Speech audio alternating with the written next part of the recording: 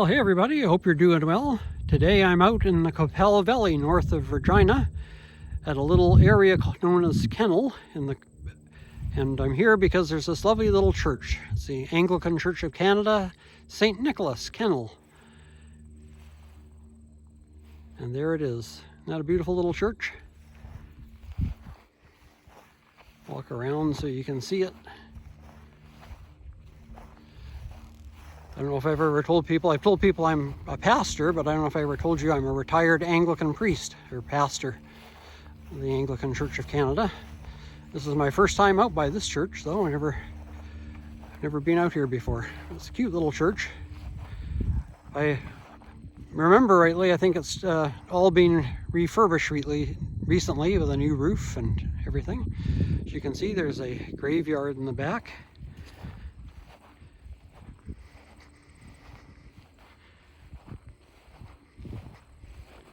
My wife is inside the church looking at some of the pretty things around there. It's not a real big cemetery, but it's not a real big church. It has a bell tower. We'll go inside in just a few minutes.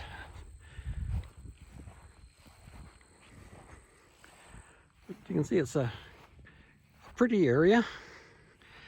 There's a stone there for the Catley. You can see that, and they have the Catley family have a very strong connection to this church, going back many years. See, those people were here in the late 1800s.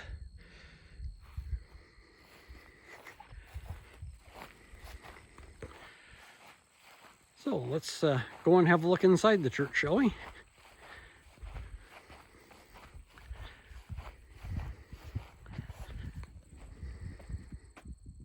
So here we are inside this lovely little church. As you can see, it's not real big. It's about 5 pews on each side. That'll probably sit 4 people each, so 10 pews, about 40 people. And the minister, so 41 probably is the number of people it will hold. It's a cute little church.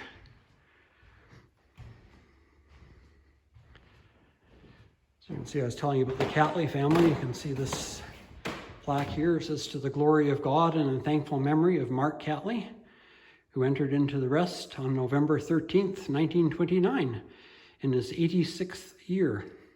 So there we go. And there's still Catleys active. The person you get hold of if you want to use the building or more information on the building is a fellow named Irwin Catley, who I'm guessing is probably a great-grandson of the original Mr. Catley. There's the honor roll of people who died from St. Nicholas during the war.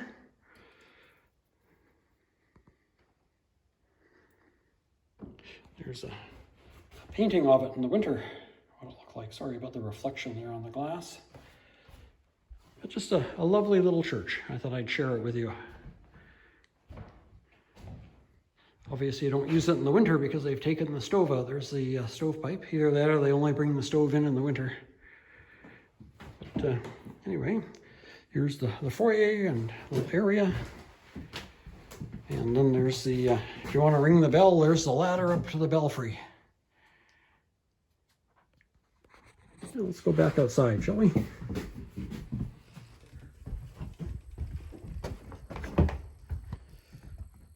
I hope you've enjoyed this little tour of St. Nicholas Anglican Church. You can see the Kennel Valley there. It's a beautiful area. It's Glennis's little car parked there at the curb. But anyway, that's St. Nicholas Anglican Church. I hope you've enjoyed watching. Well, hey everybody. I hope you enjoyed that little video of St. Nicholas Anglican Church. Lovely little place, beautiful setting. I thought I'd give you a little more information about it. Says, the Kennel Anglican Church is a municipal heritage property located 10 kilometers northeast of the village of Craven, Saskatchewan, within the rural municipality of Lumsden, situated in the Kennel Valley at the base of the south slope. The property features a single-story rectangular wood-frame church The heritage value of Kennel Anglican Church lies in the property's use as a place of worship for Anglican parishioners in the Kennel district. Originally named St. Nicholas Anglican Church, which it still is, I don't know why they put that. It was constructed in 1900 by Mark Catley. Its original site was about 9 kilometers northeast of its present site.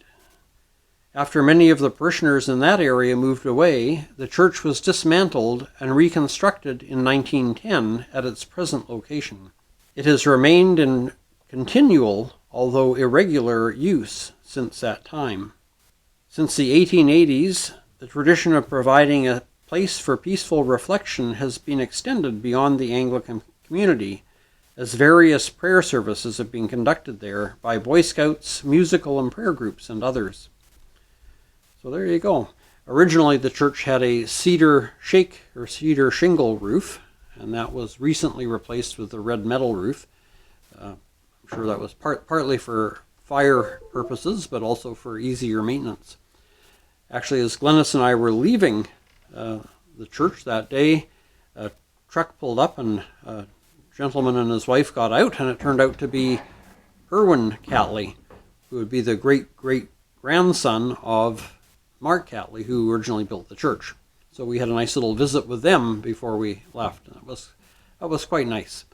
Erwin, if you're watching this, we did enjoy meeting you, and we thank you for being so gracious and telling us a little bit more about the history of your lovely church. So I hope you've enjoyed today's video.